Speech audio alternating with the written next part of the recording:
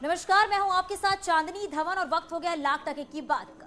नमस्कार, मैं हूं आपके साथ आस्था कौशिक। चलिए इस बुलेटिन की शुरुआत करते हैं और सबसे पहले बात करते हैं लखनऊ की, जहां पर सबसे बड़े ड्रोन शो का आयोजन किया गया। आइए उसकी तस्वीरें भी आपको दिखाते हैं। रूस से मंगवाए गए कुल 500 ड्रोन्स के जरिए इस मेगा शो को आयोजित किया गया। आप देख सकते हैं आसमान में उड़ते हुए ड्रोन्स ने आजादी के अमृत महोत्सव पर लेजर शो किया, जिसमें चौरी चौरा के वीर सेनानियों को नमन किया गया। साथ ही काकोरी के बलिदानियों को याद करते हुए काकोरी को भी याद किया गया। वहीं महान स्वतंत्रता सेनानी सुभाष चंद्र बोस के चित्र को ड्रोन के जरिए आसमान में उकेरा गया। इस शो के दौरान सीएम योगी भी मौजूद रहे।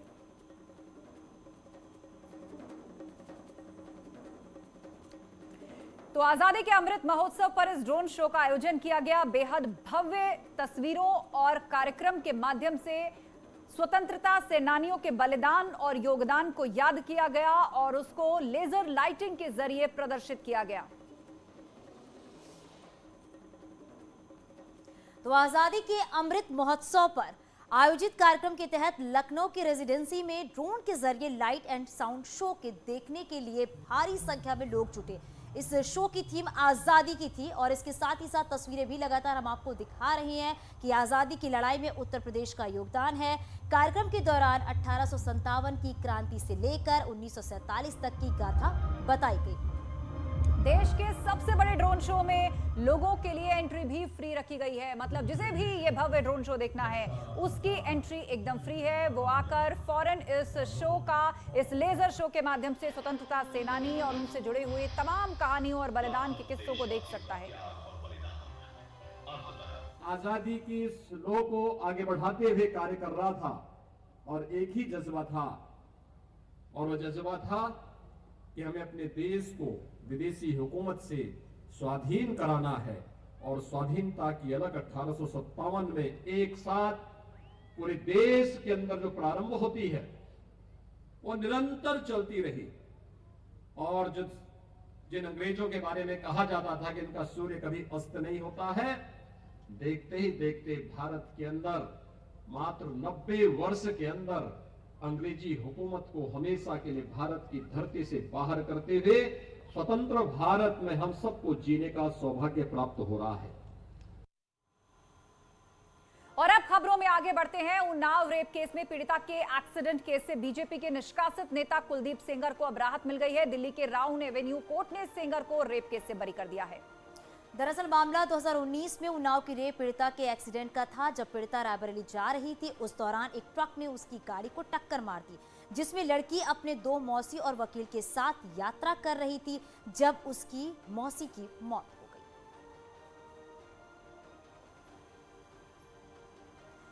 और बिल्डरों को लाभ पहुंचाने के लिए नोएडा अथॉरिटी के अफसरों ने सरकार को 13,000 करोड़ की चपत लगाई है। ये खुलासा कैग की रिपोर्ट में हुआ है। इसमें बताया गया है कि अधिकारियों ने बिल्डरों को लाभ पहुंचाने के लिए राजस्व विभाग को नुकसान पहुंचाया है।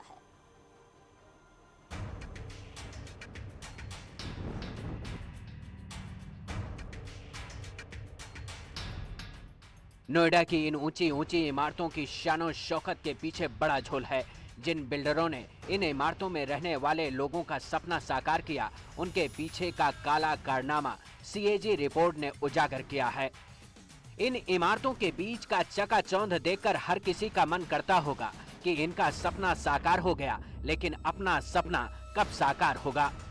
इन सपनों के सौदागरों का खेल निराला है, क्योंकि इनका काम आपकी जेब पर डांका डालना है। साल दर साल उत्तर प्रदेश के शो विंडो नोएडा का स्वरूप बदलता रहा। ऊंची ऊंची इमारतें बनी, लेकिन विकास की नई पटकथा गढ़ने को तैयार रहे नोएडा में अनियमितता भी जमकर हुई। नियमों की अनदेखी भी देखने को मिली। इस अनदेखी को उजागर करने का काम सीएजी ने किया है। उसने अपनी रिपोर्ट में बताया है कि Noida authority, greater Noida authority और यमुना अथॉरिटी ने जमकर बंदरबांट की है। इन तीनों अथॉरिटी ने मिलकर राजस्व विभाग को करीब 13,000 करोड़ रुपए का चूना लगाया है, क्योंकि 2005 से 2017 के बीच अधिकारियों ने बिल्डरों को फायदा पहुंचाने के लिए मनमाने ढंग से जमीनों का आवंटन किया और ग्रुप हाउसिंग सोसाइटी के लिए जमीनें बांट दी। कैग ने 2015 से 2017 के बीच अनियमितता को उजागर किया और विधानसभा में इसकी रिपोर्ट पेश की, जिसके बाद एक बार फिर से अथॉरिटी और बिल्डर के गठजोड़ उजागर हुआ है। वैसे भी इन विभागों के अधिकारियों का भ्रष्टाचार से पुराना नाता है। कमाओ, खाओ और मौज करो, ये इनके जीवन का फॉर्मूला है। इनके भ्रष्ट मकड़ जाल को उजागर करने के लिए सीएजी ने अपनी रिपोर्ट को विधानसभा की पटल पर रखा है, जिसमें बताया गया है कि जमीन आवंटन में निर्धारित मूल्यों और विकास मानदंडों का ध्यान नहीं रखा गया, जिसकी वजह से राजस्व विभाग को नुकसान उठाना पड़ा। बिल्डर और प्राधिकरण के गठजोड़ के बारे में कहा गया है और इन सब का खामियाजा हम फ्लैट खरीदारों को भुगतना पड़ रहा। कई हजार ऐसे फ्लैट खरीदार हैं जिनका अभी तक बिल्डरों ने प्रोजेक्ट पूरा नहीं किया है, उन्हें खरीदारों को घर नहीं मिला है। कई हजार खरीदार ऐसे भी हैं जिन्हें घर का कब्जा तो मिल गया है लेकिन मालिकाना हक नहीं मिला है। इस रिपोर्ट में दावा किया गया है कि एक योजना तो ऐसी भी लाई गई जिसको सरकार की हरी झंडी नहीं मिलने के बावजूद जमीन पर उतारा गया और 157 लोगों को 18 लाख वर्ग मीटर जमीन आवंटित कर दी गई, जिसकी जांच की सिफारिश सीएजी ने की है। नेटवर्क 18 के लिए नोएडा से हिमांशु शुक्ला की रिपोर्ट।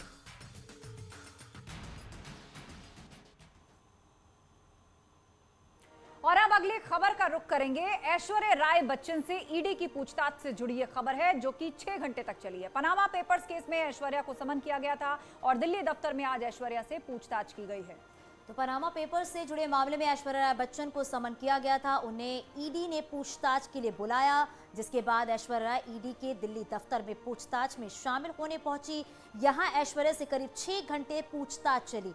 आपको बता दें कि इस मामले में हाल ही में ईडी ने अभिषेक बच्चन को भी समन किया था।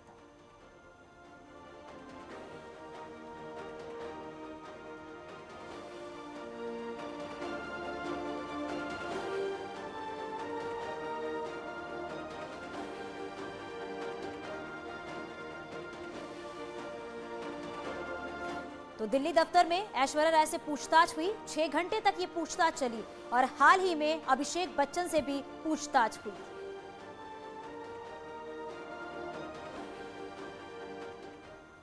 और अब बात करते हैं समाजवादी पार्टी और शिवपाल की प्रगतिशील समाजवादी पार्टी के बीच गठबंधन पर फाइनल मुहर लग गई है। शिवपाल ने कहा है कि एसपी और पीएसपीएल मिलकर 2022 में चुनाव लड़ेंगे।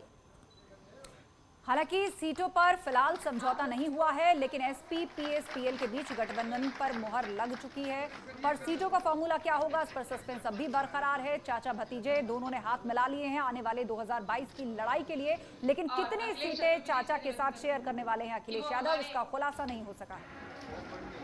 देखिए, अब ये निश्चित हो गया है कि 2022 में हम लोग मिलकर के चुनाव लड़ेंगे और हमारा दोनों का ये तय हो चुका है कि 2022 में हम मिलकर के समाजवादी और प्रगतिशील समाजवादी पार्टी मिलकर के उत्तर प्रदेश में सरकार बनाएंगे। उधर मिर्जापुर में बीएसपी के महासचिव सतीश चंद्र मिश्रा ने चुनावी कार्यक्रम में सीएम योगी पर वार किया। सतीश चंद्र मिश्रा ने योगी को सनातन धर्म का विरोधी बताया।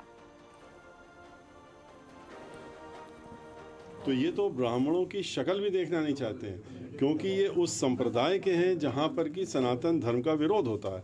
इनके यहाँ टीका ये नाथ संप्रदाय के हैं मुख्यमंत्री जी, और वहाँ पर और जिस समाज के ये भी सबको मालूम है, ब्राह्मण समाज से बिल्कुल विरोधी हैं। चलिए अब आगे बढ़ते और बात 21 दिसंबर की करते हैं। 21 दिसंबर को प्रयागराज मातृशक्ति का महाकुंभ लगने जा रहा है। कल पीएम मोदी प्रयागराज के दौरे पर रहेंगे और यहां से पीएम मोदी कल कन्या सुमंगला योजना और स्वयं सहायता समूह को सौगात भी देंगे। पीएम मोदी 1 लाख स्वयं सहायता समूह के खाते में 1000 करोड़ रुपए का फंड ट्रांसफर करेंगे और उसके साथ प्रदेश की 1,01,000 बेटियों को कन्या सुमंगला योजना की राशि का फंड ट्रांसफर होगा। कार्यक्रम में करीब 2.25 लाख महिलाओं के जुटने की संभावना है।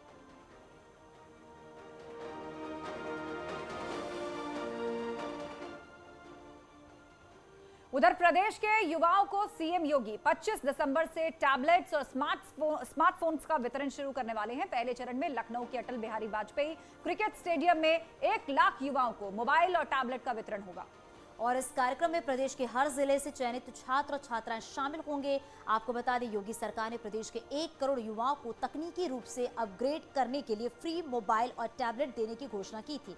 इसके पहले चरण में 25 दिसंबर को 60,000 छात्राओं को मोबाइल और 40,000 टैबलेट जो है वो दिए जाएंगे।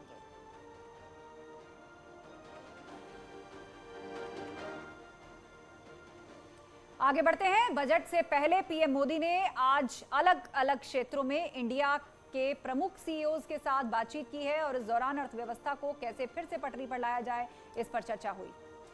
बैठक में banking, infrastructure, automobile, telecom, consumer goods, textile और साथ ही hospitality, technology, health care, space, electronics sector की कंपनियों के सीईओ इसमें शामिल हुए।